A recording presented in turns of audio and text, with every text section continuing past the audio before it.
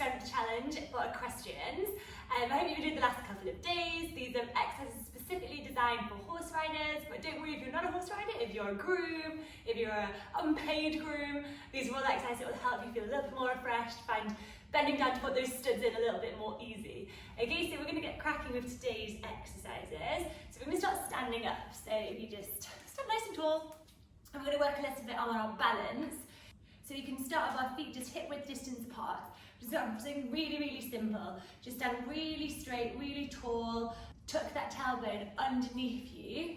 And all you're going to do is relax your left foot, try not to grip, pick a point straight ahead, raise up with your right foot off the ground. Okay, just going to try and find a little bit of balance.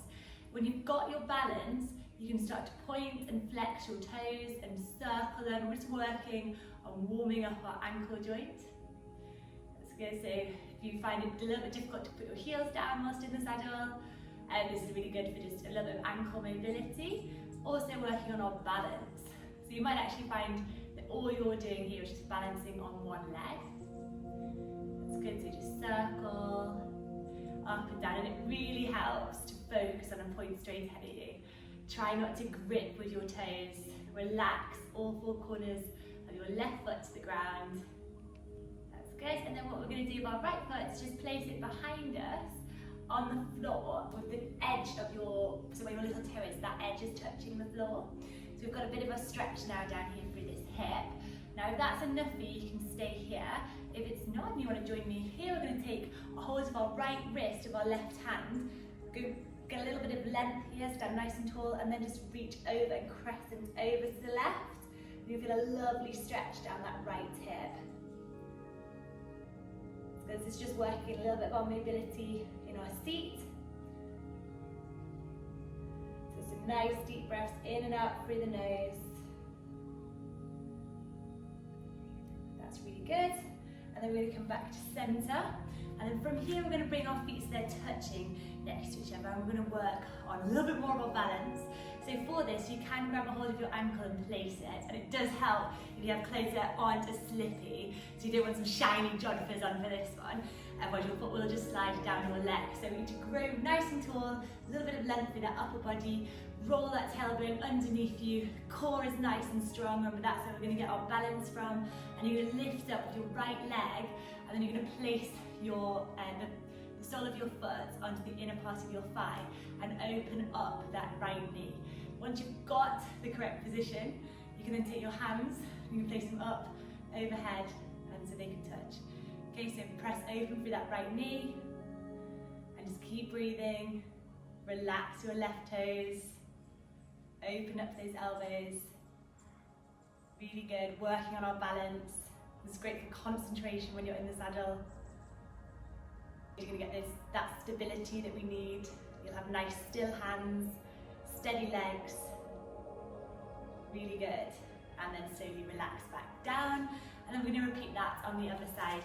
The same with your left leg, you're going to raise it up. And then you might just hold here for your balance. But if you want to go a little bit further, you can do some circles, you can point, flex your toes.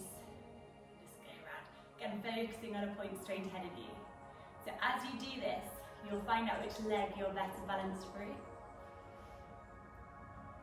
That's good, so keep looking at a point. Relax your right toes. Good. So keep breathing. And I'm going to take that left leg, I'm going to cross it over to the right side of your body. Again, little toe goes against the floor. This time grab a hold of your left wrist with your right hand and you crescent over to the right. Okay, so staying nice and tall with that upper body. That's great. So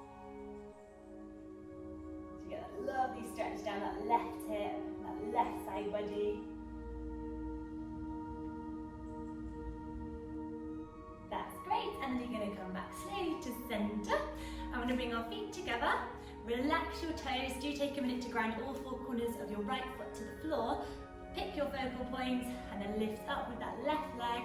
Grab a hold of it, you can put your hand out to the side for a bit of extra balance, and then push your left foot into your right thigh. And then your arms raise above your head if you can. So keep breathing, relax your right toes, and focus on the point straight ahead. That's great. See which leg feels easier to balance on. Keep breathing in and out through your nose. And let the exhale go all the way down towards your toes so they're nice and relaxed. That's good. Nearly finished. And then slowly come out of the pose. And then from here, you're just going to fold forward. You can soften at your knee. Your right arm can go to your left elbow. Your left hand can go onto your right elbow. And then you're just going to sway backwards and forwards. Just let your chest rest along your thigh. Good. Really good. And then from here, we're just going to go into our first downward facing dog. So if you've got space in front of you, you can go straight into it. If not, just fold forward, walk your fingertips out in front of you, and then we just want our hands to be slightly in front of our shoulders, okay? So our feet are hip width distance apart, our hands are shoulder width distance apart. Just going to parallel our feet, seeing if we can push into our heel and our leg goes as long as possible. As it's feeling where any aches and pains are today. Your chest goes towards your thighs. And then what we can do, the first variation for this is to keep your left foot grounded, lift up with your right foot, keep your hips nice and square and straighting forwards, facing forwards. And then we're going to tap down with the right foot, lift up with the left foot, keep the hips square. And then swap, right foot lifts, heel drops down on the left foot, and then we swap sides. Okay, so you can either carry on doing that, or you can join me here, lift up with the right leg, bend at the knee, open, up at the hip. Really squeeze, open up. Let's work those hips. Let's work on our deep seat from on the horses. That's good.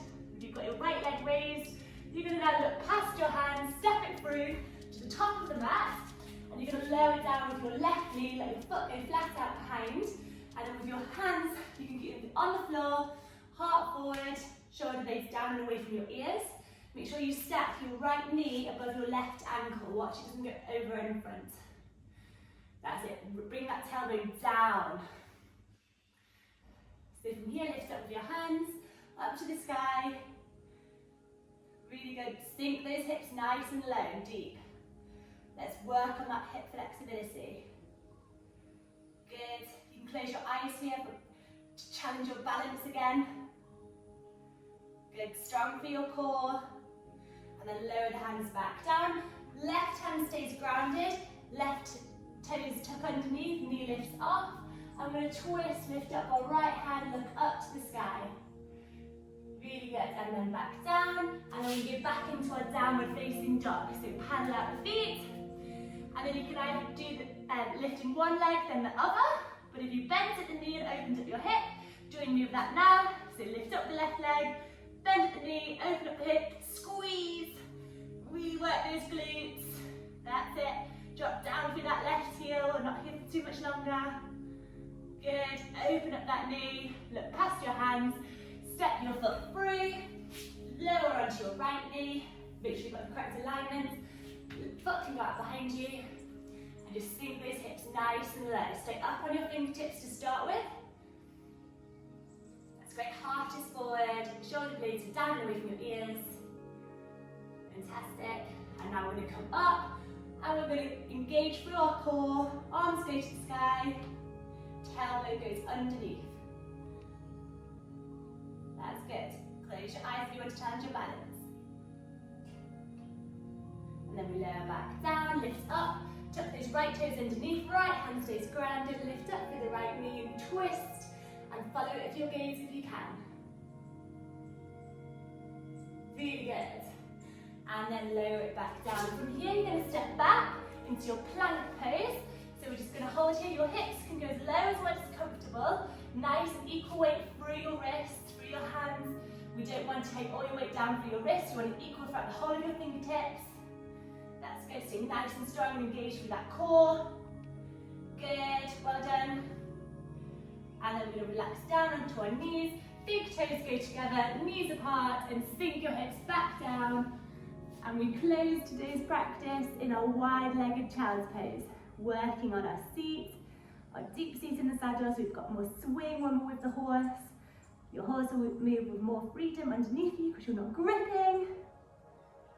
And we'll have a lovely rhythm. So just slow your heart rate down in this last pose. Melt your forehead and your chest to the mat.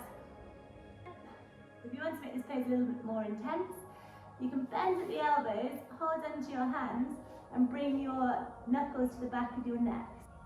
So you'll have a little bit of a stretch.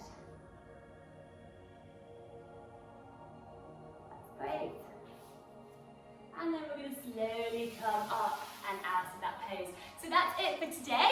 I hope you enjoyed it. We worked a little bit more on our seat and our hips, just loosening off. I hope you're starting to feel the benefits whilst riding your horses. And I look forward to seeing you tomorrow. Bye!